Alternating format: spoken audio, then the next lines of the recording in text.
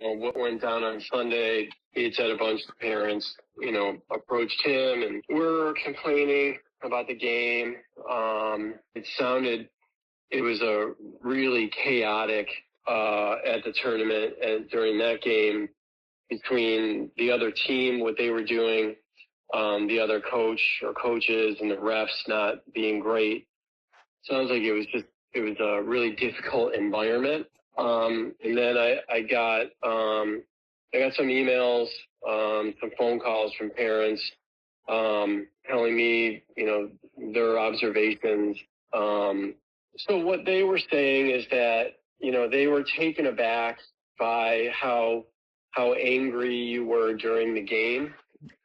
There was the incident where, they talked about, not listening to you repeatedly and you trying to, coach him and him not listening. And then you pulled him out, and they described a situation where, you were very,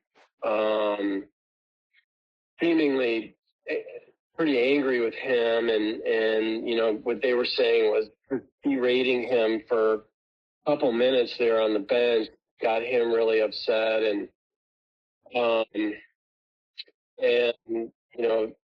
what the parents were saying was that you were yelling a lot.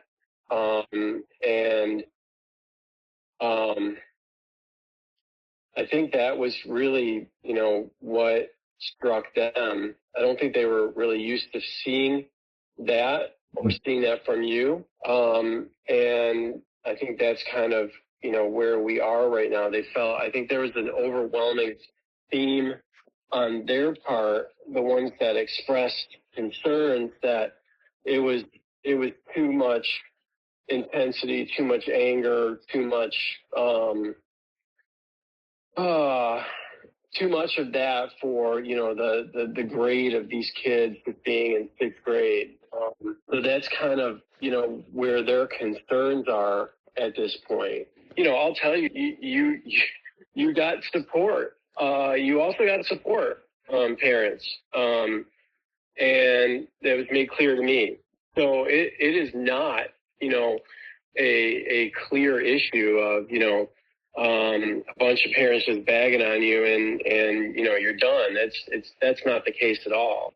There are other parents who spoke very differently and wanted to make sure I knew that. And I like you, and I see you as a good person, kind and engaging and patient.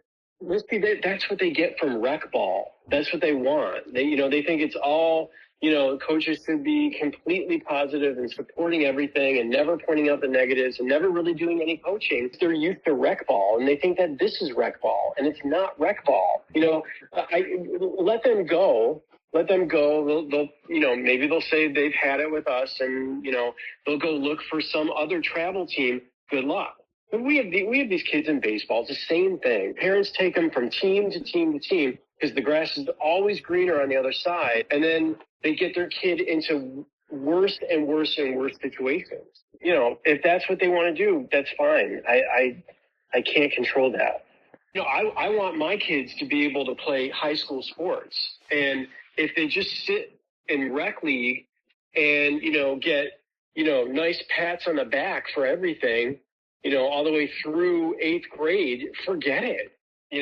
I've dealt with parents for years as a coach myself, as a general manager for my basketball teams. My kids played. So I think that, some of these parents, it's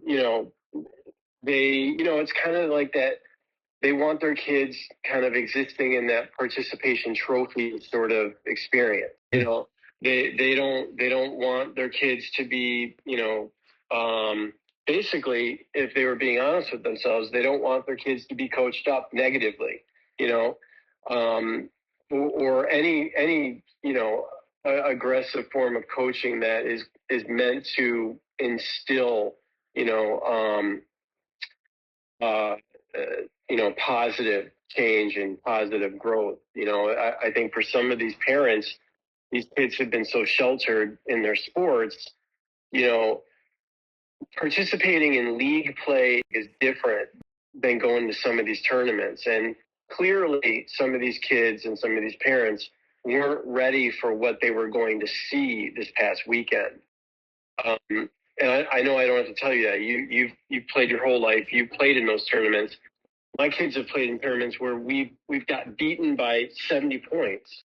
It comes with the territory, and you have to be able to take it. You have to be able to sit there with obnoxious parents from the other team, or watch these coaches yell and scream, and you have to be able to separate the feelings that you have about your kid on the floor at that moment, because this is just part of growing up and part of seeing what's out there. I mean, if you want to play high school basketball, you can't just sit in the comfort of your whole youth basketball experience. You got to get out there, and you got to play against other teams. You got to play against these teams that are world beaters. You got to be on that losing end of a 70-point beatdown, and you got to deal with it. So I think that for some of these parents, it's a difficult go for them. And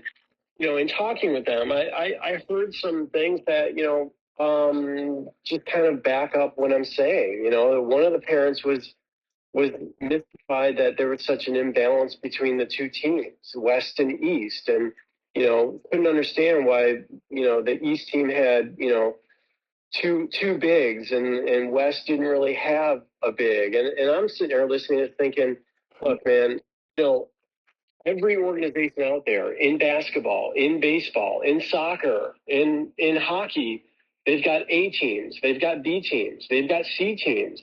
If your kid isn't good enough to play on the A team, if he's lucky enough to get an option to play on a B team, do you want that, or you just want them to get cut and he has no options?